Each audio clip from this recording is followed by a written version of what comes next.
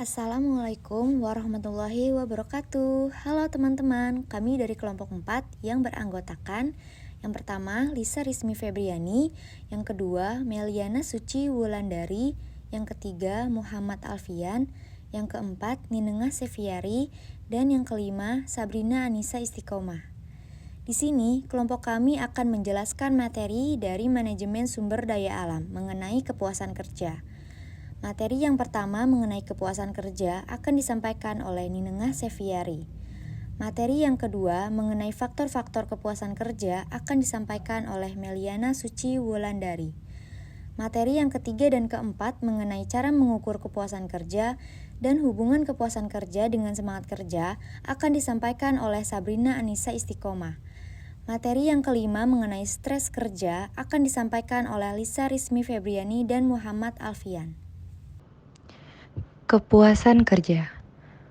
Menurut Locke, tahun 1995, kepuasan kerja merupakan suatu ungkapan emosional yang bersifat positif atau menyenangkan sebagai hasil dari penilaian terhadap suatu pekerjaan atau pengalaman kerja. Menurut Porter, tahun 1995, kepuasan kerja adalah perbedaan antara seberapa banyak sesuatu yang seharusnya diterima dengan seberapa banyak sesuatu yang sebenarnya dia terima. Berdasarkan pengertian menurut para ahli di atas, maka dapat disimpulkan bahwa kepuasan kerja merupakan suatu bentuk ungkapan emosional positif dari seorang pekerja atau karyawan atas pencapaian terbaik dalam pekerjaannya. Sehingga pekerja atau karyawan tersebut mendapatkan apresiasi dari pembeli kerja yang linier dengan kontribusi yang diberikan. Kepuasan kerja bisa dilihat atau dikatakan puas dalam bekerja jika pendapatan yang diperoleh telah dapat mencukupi kebutuhan pekerjaan tersebut. Aspek-aspek kepuasan kerja. Yang pertama, kerja menantang. Kebanyakan karyawan menyukai pekerjaan-pekerjaan yang memberikan mereka kesempatan untuk menggunakan keterampilan dan kemampuan mereka dan menawarkan tugas, kebebasan, umpan balik mengenai betapa baik mereka mengerjakan. Yang kedua, ganjaran yang pantas. Para karyawan meningkatkan sistem upah dan kebijakan promosi yang mereka persepsikan sebagai adil dan segaris dengan pengharapan mereka.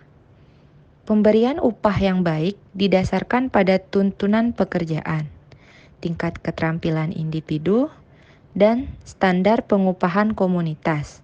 Kemungkinan besar akan dihasilkan kepuasan. Yang ketiga, kondisi kerja yang mendukung. Karyawan peduli akan lingkungan kerja, baik untuk kenyamanan pribadi maupun untuk memudahkan mengerjakan tugas. Studi-studi mempergerakkan bahwa karyawan lebih menyukai keadaan sekitar fisik yang tidak berbahaya atau merepotkan. Temperatur atau suhu, cahaya, kebisingan, dan faktor lingkungan lain seharusnya tidak ekstrim atau terlalu banyak atau sedikit. Yang keempat, rekan kerja yang mendukung. Orang-orang yang mendapatkan lebih dari sekedar uang atau prestasi yang berwujud dari dalam kerja, bagi kebanyakan karyawan, kerja juga mengisi kebutuhan akan sosial. Yang kelima, yaitu kesesuaian kepribadian dan pekerjaan. Pada hakikatnya, orang yang tipe kepribadiannya kongruen atau sama dan sebangun dengan pekerjaan yang mereka pilih seharusnya mendapatkan bahwa mereka mempunyai bakat dan kemampuan yang tepat untuk memenuhi tuntutan dari pekerjaan mereka. Dengan demikian, akan lebih besar kemungkinan untuk berhasil pada pekerjaan tersebut dan Karena sukses ini mempunyai kebolehjadian yang lebih besar untuk mencapai kepuasan yang tinggi dari dalam kerja mereka. Selanjutnya saya akan menjelaskan mengenai faktor-faktor kepuasan kerja. Selain faktor-faktor, terdapat juga konsekuensi dari kepuasan kerja. Untuk faktor-faktor penentu kepuasan kerja, terdapat 6 faktor. Faktor yang pertama yaitu kompensasi dan kondisi kerja. Salah satu faktor terbesar dari kepuasan kerja adalah kompensasi dan tunjangan yang diberikan oleh perusahaan kepada seorang karyawan. Seorang karyawan dengan gaji yang baik, insentif, bonus, perawatan kesehatan, dan lain-lainnya akan lebih bahagia dan puas dengan pekerjaannya. Untuk faktor yang kedua yaitu keseimbangan kehidupan kerja. Setiap individu ingin memiliki tempat kerja yang baik serta pekerjaan yang dapat memungkinkan mereka menyisakan waktu yang cukup bersama dengan keluarga dan temannya. Untuk faktor yang ketiga yaitu dihormati dan diakui. Setiap individu menghargai dan merasa termotivasi jika mereka dihormati di tempat kerja mereka. Untuk faktor yang keempat yaitu keamanan kerja. Keamanan kerja adalah salah satu alasan utama kepuasan kerja bagi karyawan. Faktor yang kelima ada tantangan. Hal-hal seperti rotasi pekerjaan, memberikan kesempatan untuk bekerja di proyek baru, dan lain sebagainya dapat membantu meningkatkan kepuasan kerja bagi karyawan itu. Dan faktor yang terakhir yaitu pertumbuhan karir. Karyawan juga selalu berharap dan berusaha untuk mendapatkan pertumbuhan karir yang dapat membawa mereka ke tingkatan yang lebih tinggi. Untuk selanjutnya, konsekuensi kepuasan kerja. Terdapat 4 konsekuensi, yaitu yang pertama, kepuasan dan motivasi. Suatu penelitian meta-analisis yang dilakukan oleh A.J. Kiniki dan kawan-kawan pada tahun 2000 meliputi 9 hasil analisis yang melibatkan 2.237 orang pekerja mengungkapkan ada hubungan yang positif dan signifikan antara motivasi dan kepuasan kerja.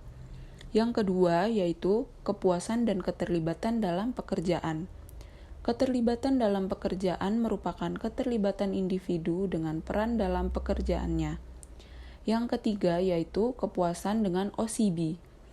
Robbins pada tahun 2007 menjelaskan bahwa adalah logis menganggap kepuasan sebagai prediktor utama OCB karena karyawan yang puas cenderung akan berbicara positif mengenai organisasi, membantu individu lain, dan melewati harapan normal dalam pekerjaan mereka. Dan yang terakhir yaitu kepuasan dengan komitmen organisasi. Komitmen organisasi mencerminkan bagaimana individu mengidentifikasikan diri dengan organisasi dan terikat dengan tujuan-tujuannya.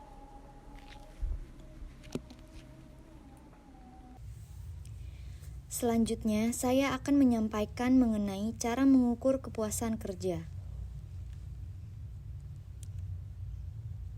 Yang pertama, mengukur menggunakan rating scale.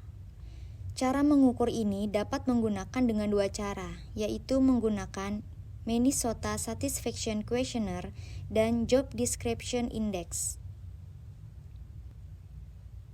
Minnesota Satisfaction Questionnaire itu sendiri merupakan reaksi aktif positif individu sebagai akibat dari penilaian individu terhadap sejauh mana kebutuhannya dipenuhi oleh lingkungannya. Lalu, jika menggunakan Job Description Index, yaitu memberikan gambaran mengenai sikap karyawan terhadap elemen-elemen pekerjaan yang pegawai alami.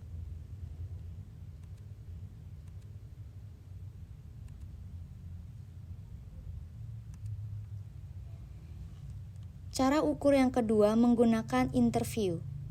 Dengan menggunakan wawancara yang dilakukan terhadap para karyawan secara individu untuk mengetahui secara mendalam mengenai bagaimana sikap karyawan terhadap berbagai aspek pekerjaan.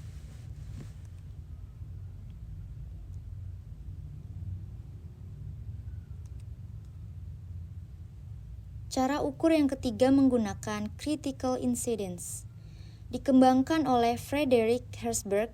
Dalam penelitiannya, ini mengajukan pertanyaan kepada para karyawan tentang faktor-faktor apa saja yang membuat mereka atau pegawai rasakan terutama memuaskan atau tidak memuaskan.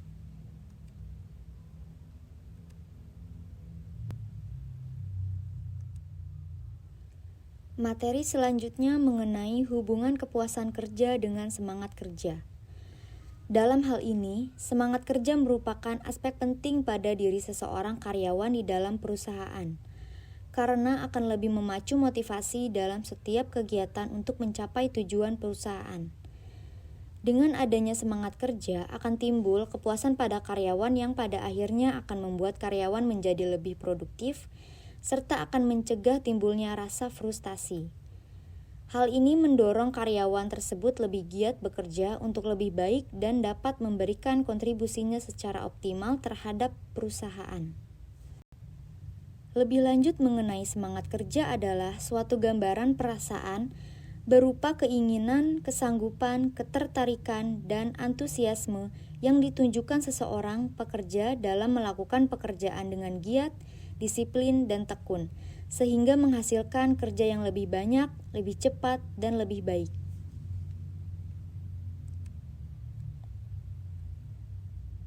Adapun faktor dari semangat kerja yaitu pertama, tidak merasa tertekan, kedua, hubungan yang harmonis antara pimpinan dan bawahannya, tiga, kepuasan ekonomi dan material, empat, ketenangan mental, lima, rasa kemanfaatan bagi perusahaan.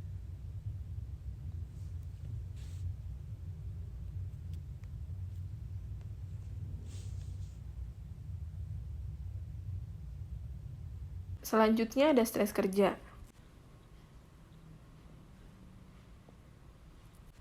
Pada poin stres kerja kali ini, kita akan membahas 4 materi, yaitu jenis stres kerja, program konseling, fungsi konseling, dan tipe konseling. Jenis stres kerja dibagi menjadi 3. Yang pertama, jenis stres ringan, yaitu stres ringan umumnya dirasakan oleh setiap orang, misalnya lupa, ketiduran, dikritik, dan kemacetan. Stres ringan biasanya hanya terjadi dalam beberapa menit atau beberapa jam. Situasi ini tidak akan menimbulkan penyakit kecuali jika dihadapi secara terus-menerus. Yang kedua, ada jenis stres sedang. Stres ini terjadi lebih lama dari beberapa jam hingga beberapa hari. Contoh dari stresor yang dapat menimbulkan stres sedang adalah kesepakatan yang belum selesai, beban kerja yang berlebihan. Lalu yang terakhir ada stres berat, yaitu stres kronis yang terjadi beberapa minggu sampai beberapa tahun.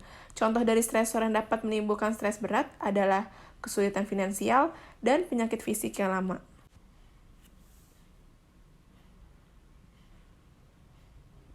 Selanjutnya ada program konseling. Program konseling adalah satuan rencana keseluruhan kegiatan yang disusun dengan memperhatikan kebutuhan para konseli, yang dilaksanakan pada periode tertentu. Jenis program yang dilaksanakan biasanya terdiri dari 3 program, yaitu yang pertama ada program tahunan. Program tahunan itu mengumpulkan seluruh kegiatan selama 1 tahun untuk masing-masing divisi atau kelas. Yang kedua ada program bulanan, yaitu mengumpulkan seluruh kegiatan selama 1 bulan untuk kurun bulan yang sama dengan tahun-tahun sebelumnya, dengan modifikasi sesuai dengan kebutuhan konseling. Lalu yang terakhir ada program harian, yaitu program yang akan dilaksanakan pada hari-hari tertentu. Selanjutnya, ada fungsi konseling. Fungsi konseling dibagi menjadi 4. Yang pertama, fungsi pemahaman, yaitu fungsi yang akan menghasilkan pemahaman tentang sesuatu oleh pihak-pihak tertentu sesuai dengan kepentingan pengembangan konseling seperti pemahaman tentang diri sendiri, pemahaman tentang lingkungan, keluarga, dan pekerjaan, serta pemahaman tentang sosial dan budaya atau nilai-nilai. Yang kedua, fungsi pencegahan, yaitu fungsi yang akan menghasilkan tercegahnya dan terhindarnya konseling dari berbagai permasalahan yang mungkin timbul yang akan dapat mengganggu, menghambat, atau menimbulkan kesulitan dan kerugian tertentu dalam proses perkembangannya. Yang ketiga, fungsi penuntasan, yaitu fungsi yang akan menghasilkan teratasinya berbagai permasalahan yang dialami oleh konseling. Yang keempat, fungsi pemeliharaan dan pengembangan, yaitu fungsi yang akan menghasilkan terpeliharanya dan berkembangnya berbagai potensi dan kondisi positif konseli dalam rangka perkembangan dirinya secara mantap dan berkelanjutan. Selanjutnya ada tipe konseling. Tipe konseling dibagi menjadi 4. Yang pertama, ada konseling krisis.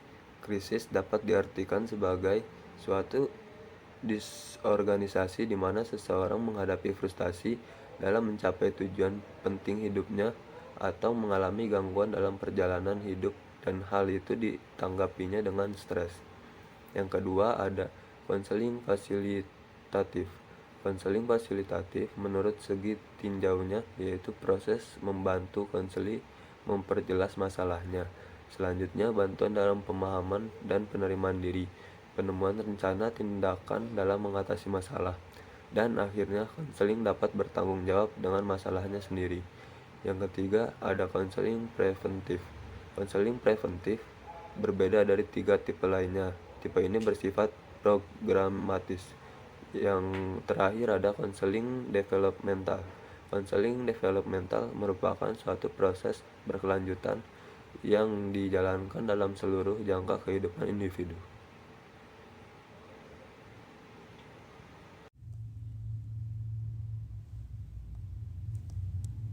Sekian dari kelompok kami. Mohon maaf bila ada salah kata. Wassalamualaikum warahmatullahi wabarakatuh.